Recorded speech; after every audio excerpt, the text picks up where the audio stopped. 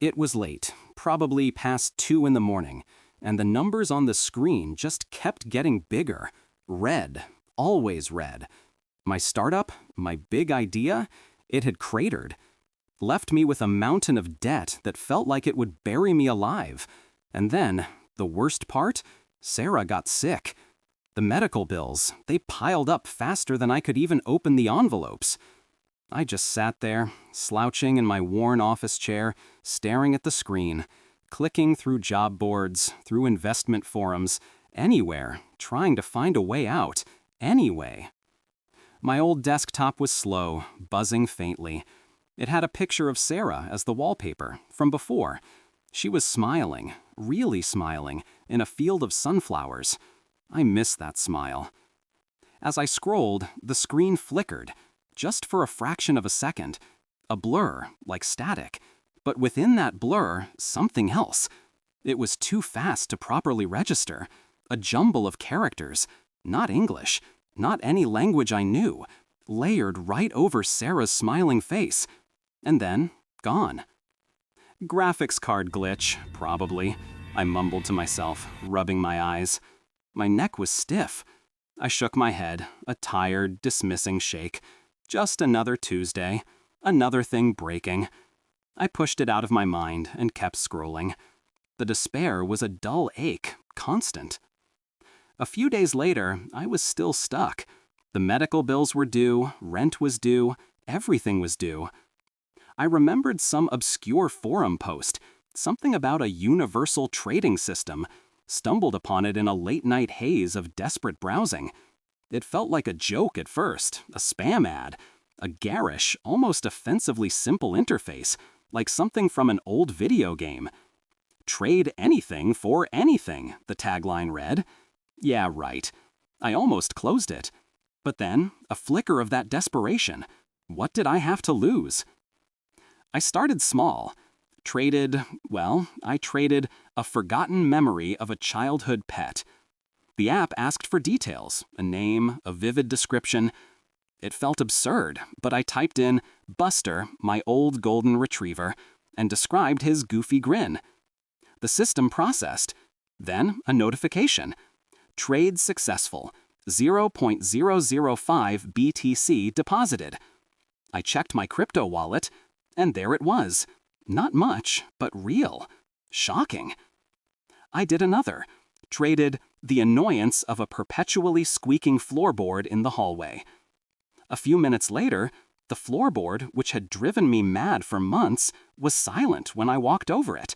Just silent. No squeaking whatsoever. I stomped on it a few times, just to be sure. Nothing. This was crazy, but it was working.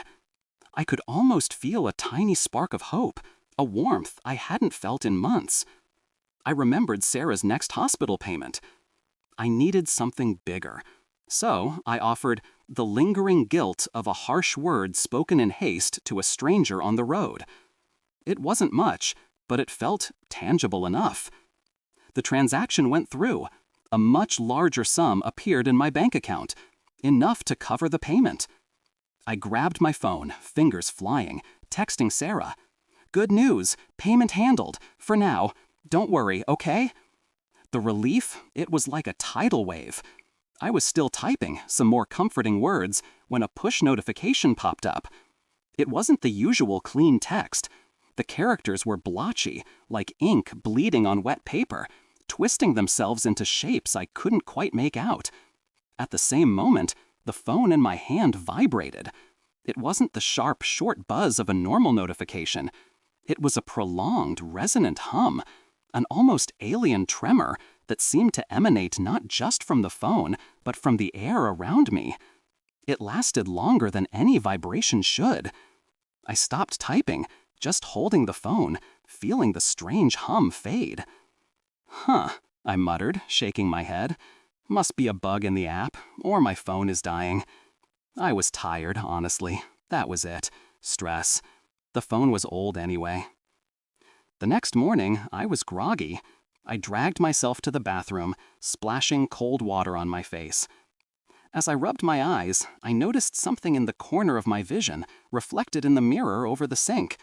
My coffee cup. The one I'd used yesterday, and I was sure I'd left on the kitchen counter. It was sitting on the edge of the sink, right there. It was still warm to the touch. But I hadn't made coffee yet. I hadn't even thought about it.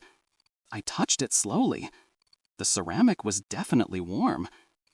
Did I forget? I whispered, my voice thick with sleep and some new, creeping unease. I looked around the empty bathroom, then down the hall to the kitchen. No smell of coffee brewing. Nothing. No, I couldn't have. But the cup was warm.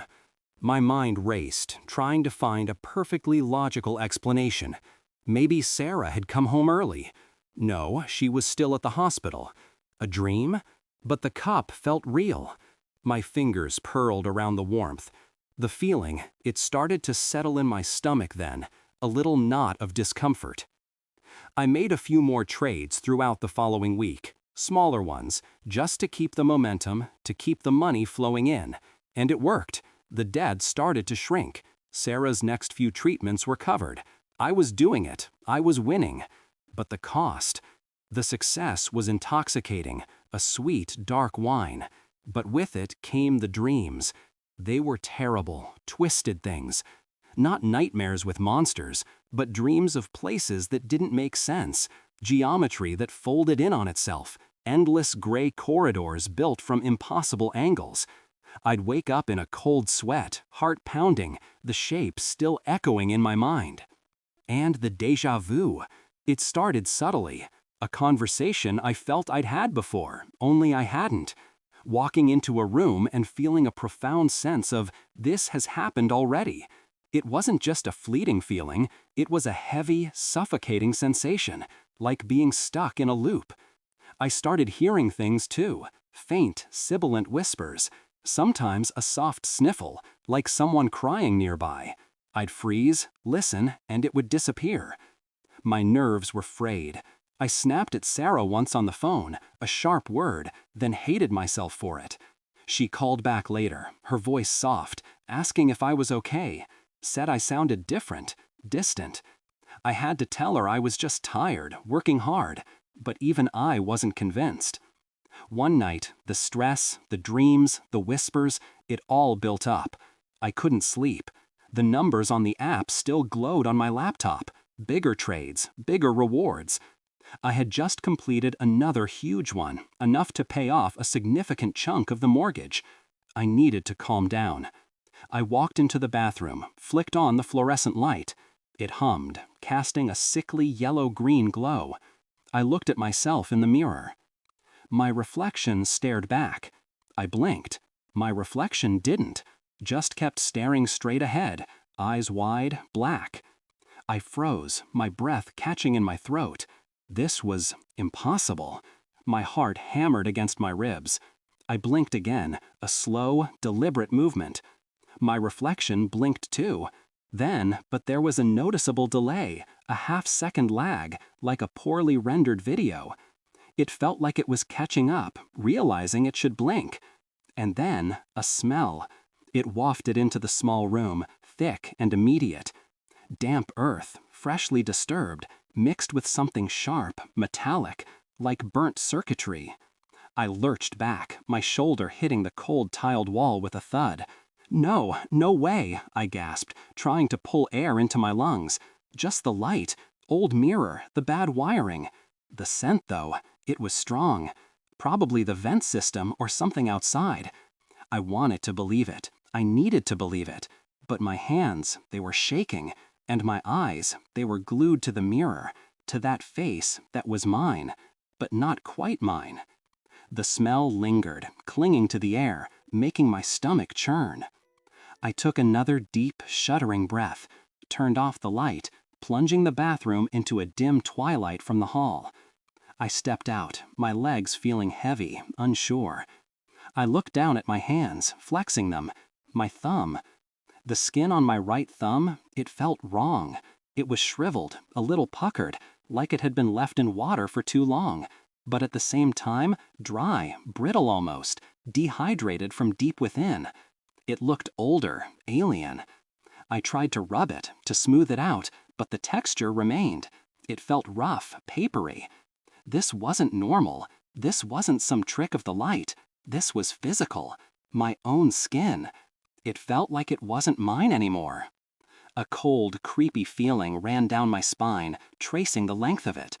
I quickly moved back to the sink, turning on the cold water, scrubbing my hands vigorously, as if I could wash away the foreignness, the twisted skin. But it clung, stubborn, refusing to leave. The feeling of the dry, papery skin against the rushing water sent a fresh wave of unease through me. Jesus, what the hell was happening? I tried to push away the thoughts, the fear. I needed water. My throat was tight. I went to the kitchen. And there, on the kitchen counter, next to the empty coffee maker, was an object I knew well. My old Zippo lighter. The one I hadn't used in years. The one with the distinctive scratch on the brass casing. The slightly dented corner from when it fell out of my pocket. I knew exactly where it was. In a metal toolbox, in the garage. I always kept it there, for emergencies. But it was here, on the counter. I stared at it. It was identical. Every scratch, every dent, perfectly replicated. My mind, it just wouldn't process it. My Zippo was in the garage. My Zippo was in my pocket.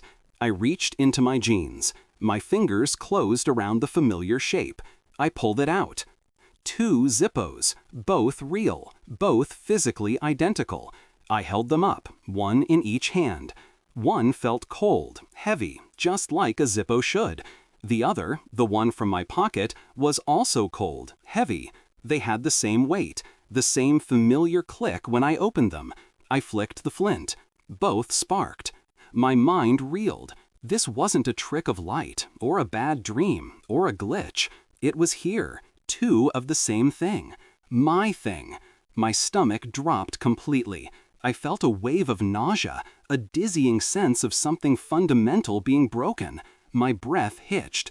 I just stood there, clutching the 2 identical lighters, the cold metal digging into my palms, the world around me starting to feel flimsy. I sat down in the living room, in front of my laptop again, the glow illuminating my face. It was late, again.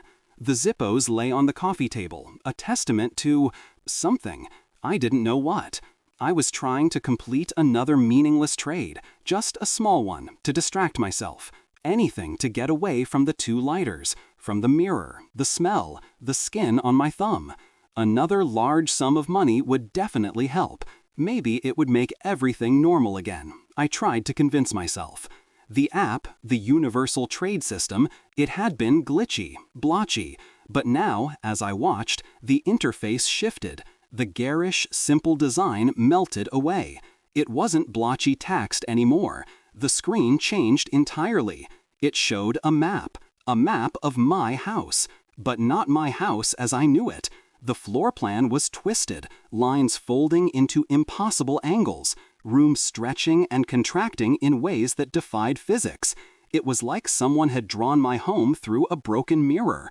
Overlaid on this warped blueprint were more of those strange alien characters, glowing faintly. My eyes traced the lines, my mind struggling to comprehend. Then the characters rearranged themselves into a message. It wasn't English. It wasn't anything I knew, not consciously.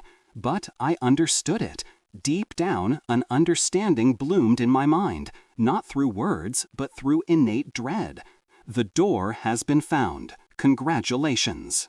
A sharp rap echoed through the quiet house. Not from the front door, not from the back. It came from inside, from my bedroom, from the closet. A distinct, deliberate knock. My head snapped up, my eyes wide. I had heard it, clear as day. But I was in the living room. My bedroom door was closed. I gripped the edge of my desk, my knuckles white. My heart pounded, a frantic drum against my ribs. I had this profound sense that I had heard that knock before, maybe 100 times, in the background of a dream, or in one of those moments of extreme déjà vu. It had always been there, just under the surface, waiting for me to truly hear it. Another knock, louder this time, and then another, A steady, insistent rap, rap, rap from inside my bedroom closet. I stood frozen in the living room, my gaze fixed on the closed bedroom door. The knocking from the closet, it didn't stop. It just kept going. Tap, tap, tap. I could almost feel the vibrations in the floorboards. My hand, numb, reached out, hovering over the laptop screen, where the impossible map of my house still glowed. The message had changed again. "The door has been found. Congratulations," was gone. Replaced by a countdown. Time remaining, 00:00:15.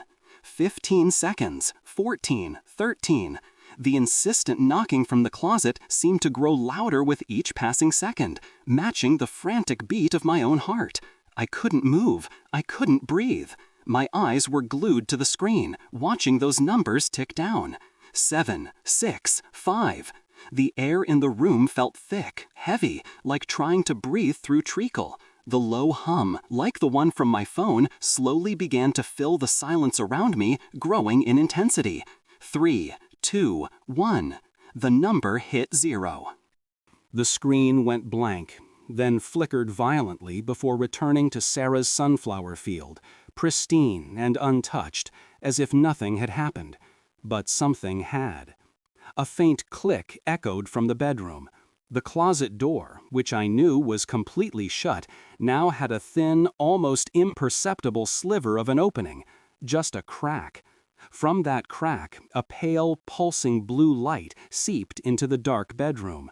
With it, a low, guttural hum, deep and resonant, a sound that felt more like a vibration in my bones than something heard with my ears. Then, right beneath my feet, where I stood frozen in the middle of the living room, a crack appeared on the polished wooden floor. It wasn't there a second ago. A jagged, new fissure. And from it, the same pale, pulsing blue light, the same bone-deep hum. It spread, slowly, like spilled ink, bathing the floor around my feet, enveloping them in a soft, ethereal glow. I looked down, my feet now swimming in that impossible, cold light. It pulsed, a strange, slow beat echoing the hum that filled the room. The blue light pulsed around my feet, a soft, impossible glow pushing up from the crack in the living room floor. And from the bedroom, that low, guttural hum, a vibration that shook my bones more than it registered in my ears. I just stood there, staring at the light, at the floor, at the closed bedroom door. Sarah's sunflower field wallpaper smiled back at me from the laptop screen, completely normal, like nothing had happened. But my hands were still shaking, gripping nothing but air. The metallic tang, that hint of burnt circuitry, it was still in the back of my throat, clinging. I took a step back, then another, my feet heavy, like they were dragging through mud. The light from the floor followed me for a second, then seemed to retract, just a little, receding back into the fissure, becoming a faint blue line. I backed away, bumping into the wall, sliding down until I was sitting on the floor, my back pressed against the cold plaster. My breathing was ragged, shallow. What the hell was that? What was happening? My mind tried to make sense of it. A hallucination, a power surge, a burst pipe, maybe with some strange chemical reaction in the water? Yeah, that had to be it. I just hadn't heard of blue glowing pipes before. I spent most of the night sitting there, probably, just staring at the bedroom door. By the time morning came, or what I guessed was morning from the faint gray light filtering through the blinds, I was drained, more than tired, empty. I pushed myself up, my muscles stiff, my joints aching. A new kind of exhaustion, a deep-seated one. I shuffled into the kitchen. The light from the window was dull, but it was enough. The coffee machine sat on the counter, innocent. I needed coffee, badly. My head was pounding. Everything was pounding. I went through the motions, filling the water tank, scooping the grounds. I hit the brew button. The machine whirred, a familiar, comforting sound. I leaned against the counter, waiting for the gurgle, for that wretched, earthy smell to fill the air. The gurgle came, but then, as the liquid began to drip into the carafe, I paused. It wasn't the dark, opaque coffee I expected. It was a strange, thick fluid, the color of dark honey, almost luminous. It had a faint metallic sheen to it, like oil on water, shimmering. And it wasn't steaming, not at all. It just sat there, dense, viscous. A smell drifted up. It was incredibly sweet, floral almost, but with an underlying sharpness, something like ozone and something else. Something that made my stomach clench, a subtle creeping nausea. I frowned, my face twisting. Broken again, I muttered to myself, the words thick in my own ears. My God, everything's breaking. Guess I'll have to take this in too. I didn't touch the carafe, just left it there, a monument to whatever this was. I hated the smell, even as some part of my brain registered its strange allure. It wasn't coffee, it was something else. The days that followed blurred together. I avoided the coffee machine. I avoided the bedroom for a while too, sleeping fitfully on the sofa, huddled under a blanket. The app, the Universal Trade System, kept calling to me though. It was harder to ignore now. The debt was still there, of course. Sarah was still sick. The money had helped. It had. I found myself making another trade. A big one this time, something abstract. The app had asked for the memory of your first true love. It felt wrong, deeply wrong. But the payment it offered was enough to cover another few months of Sarah's treatment. I typed it in, my fingers trembling. The transaction went through. For a moment, a cold, hollow feeling bloomed in my chest, a blank spot where something warm used to be. A strange, sharp ache. Then it was gone. Just an emptiness. I slumped back onto the sofa, drained. I stared at the wall opposite me. It was just a plain, cream-colored wall. But as I watched, a small, hairline crack began to form. It wasn't straight. It snaked, thin and delicate, across the plaster, branching out like a root. From it, a faint, pale blue light began to pulse. The same light from the floor. The same light from the bedroom closet. I reached out, my hand hesitant, and touched the crack. A jolt, a sharp, unpleasant electric shock ran up my arm. My fingers tingled, a searing sensation. I pulled my hand back, shaking it. "Just the wiring," I whispered, my voice rough. "Old building, bad wiring, probably. Everything's falling apart." I glanced around, trying to rationalize, trying to find a loose wire, anything. But there was nothing. The light continued to pulse. Then I heard it, a soft creak, from directly above me, the floorboards. Someone was walking upstairs.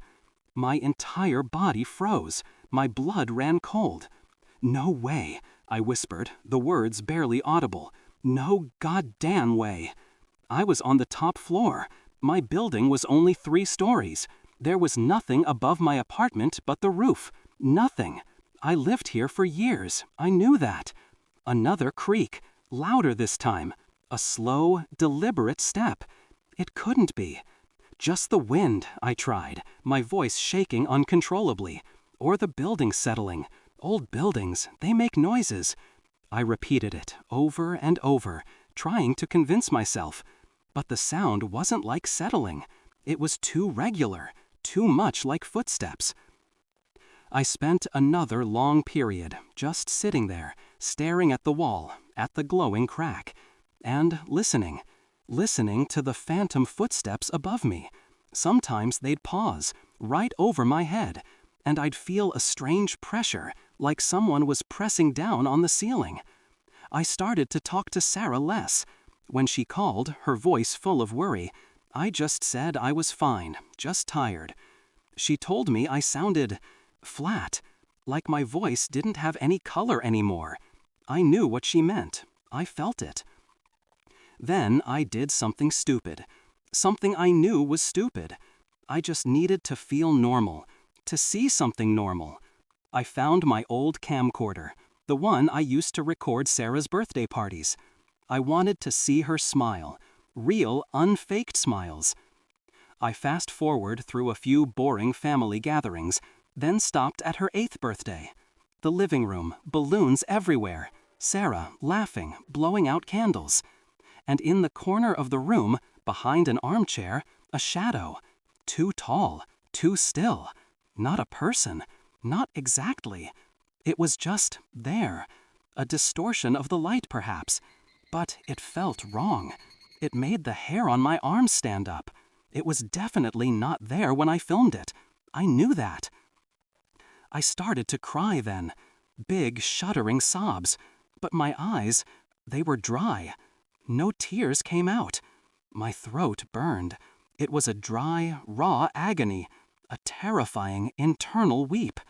I sat there, shaking, body convulsing.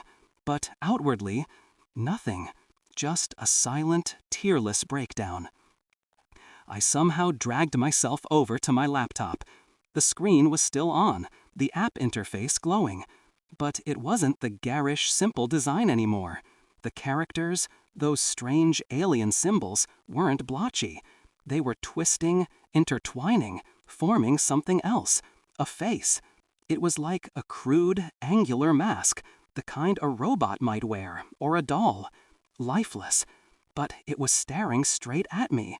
Those digital eyes. Even through the screen, I felt them. Then a voice. It wasn't from the app notification sound. It came from my laptop speakers. Mechanical, flat, like a cheap speech synthesizer. But there was a sneer in it. A cold, mocking irony. Her hatred is overheating the bulbs. Be careful. I scrambled back, my chair scraping across the floor, my back hitting the wall with a dull thud. A gasp caught in my throat.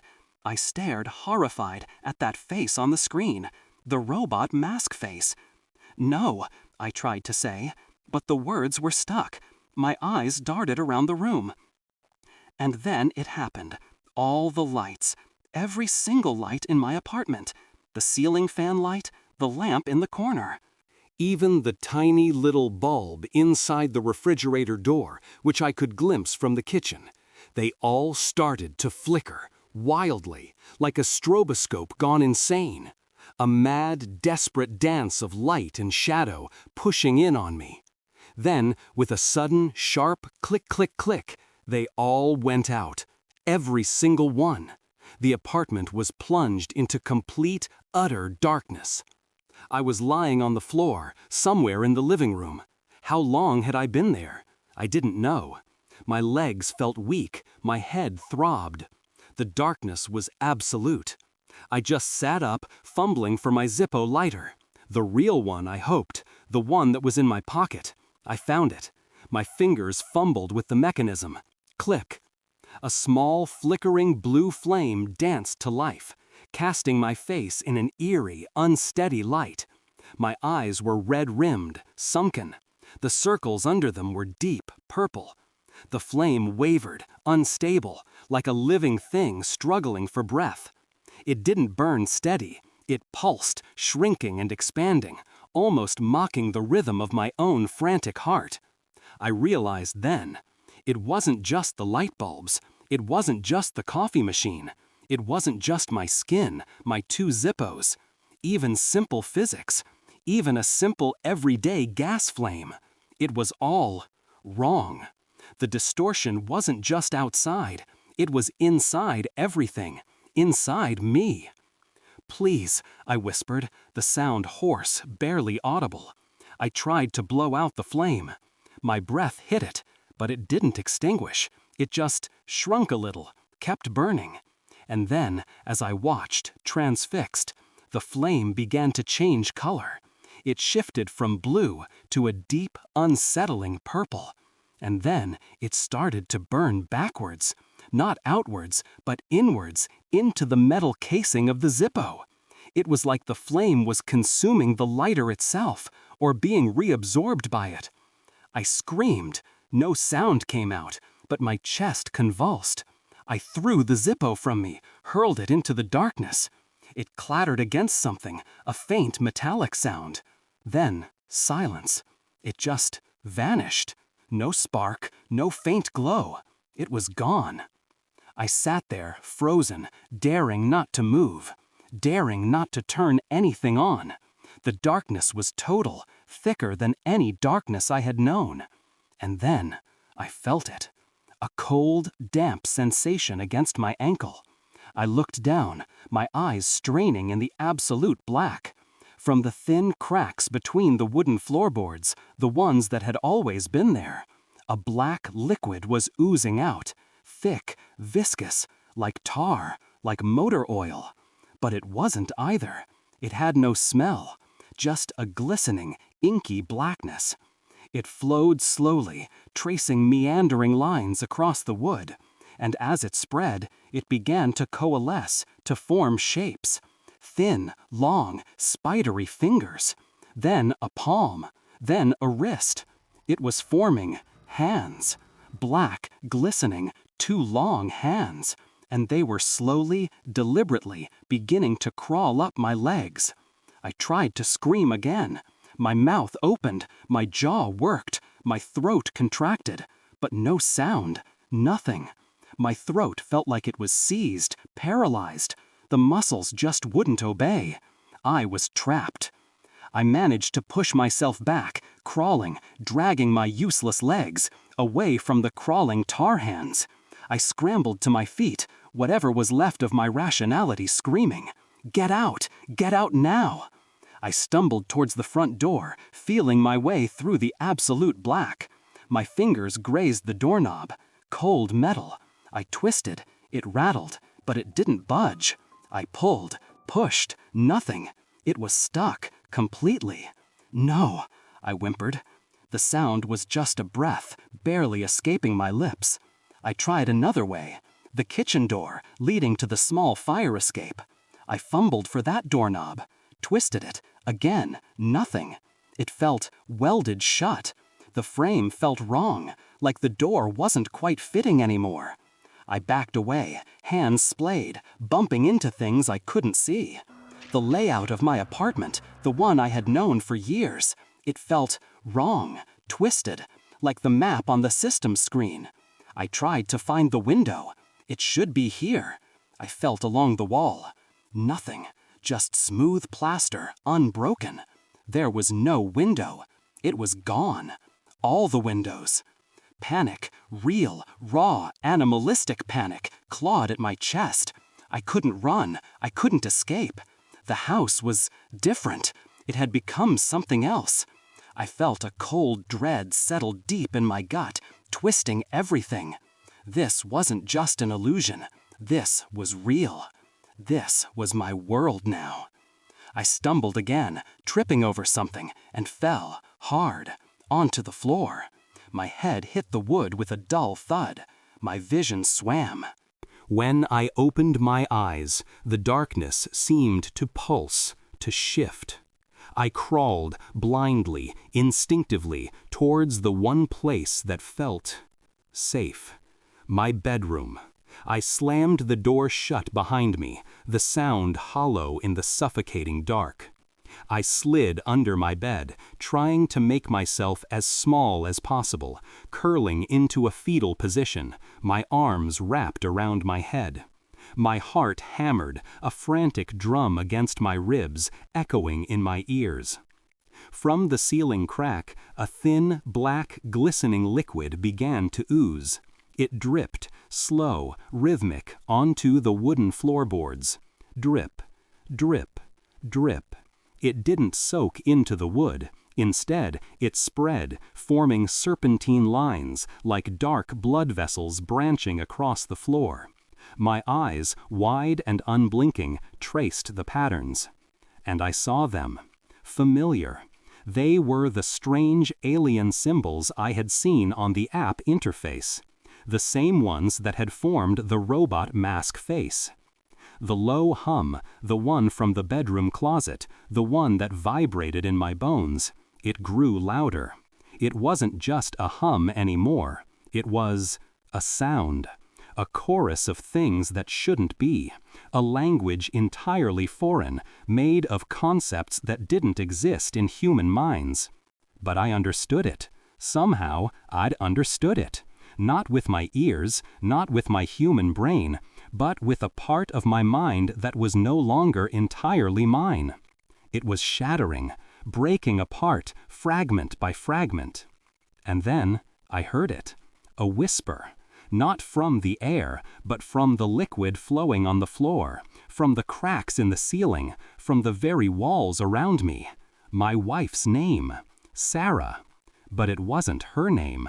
It was twisted, distorted, mangled into something monstrous, something that sounded less like a word and more like a curse, a violation. It burned itself into my consciousness. My hand, numb, reached out, scrabbling under the bed. It found something. Cold, smooth leather.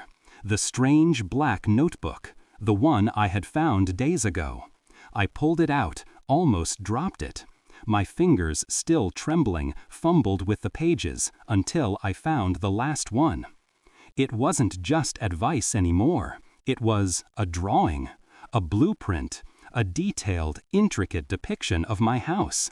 But it was drawn from an impossible perspective, from inside the walls, from beneath the floorboards, from behind the plaster. It showed tunnels, pathways, arteries of what the house truly was. I saw the glowing cracks, the oozing black liquid, all as part of its internal structure. My breath hitched. My house. It wasn't just old. It wasn't just infected. It was a living thing. And I was inside it. I was a part of it now, a cell in its monstrous body. I didn't move. I just sat there, in the middle of the room, on the cold floor, the black liquid from the ceiling now pooling around me. I reached out, my fingers tracing the outline of one of the flowing symbols. A new understanding bloomed in my mind, not of fear, but of something else. A profound, horrifying acceptance. My mouth opened, and I began to murmur. Not English, not anything I knew, but the sounds were familiar. They were the sounds I'd heard from the cracks, from the air, the language of non-existent concepts. I was drawing, too, with my fingers, using the black liquid, my own symbols on the warped walls. The sounds, they weren't just in my head anymore. They were coming from the walls, from the floor, from the very air around me, from everywhere. My house was a part of the void now. It had swallowed itself. It had swallowed me. My eyes fell on a photograph on the bedside table. Sarah, her smiling face in that field of sunflowers, just like on my wallpaper. But as I looked closer, her eyes, they weren't the warm brown I remembered. They were a pale, pulsing blue, just like the light from the cracks. And her smile, it was wider, just a little, stretching too far across her face. My story, my fight, it was over. But the horror, it was just beginning. The door was open, and it would never close.